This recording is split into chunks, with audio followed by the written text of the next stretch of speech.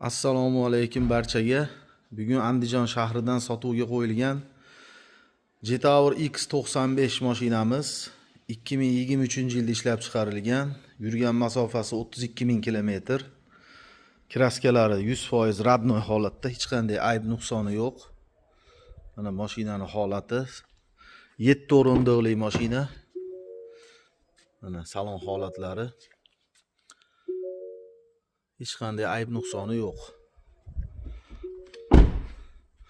Bu mashinamiz 22.000 dollar narx qo'ydik. Bu mashinamizga Andijon shahrida turibdi. Kimda kim qiziqish bildirsa 91lik 485 51 55 raqamlariga bemalol aloqaga chiqishingiz mumkin.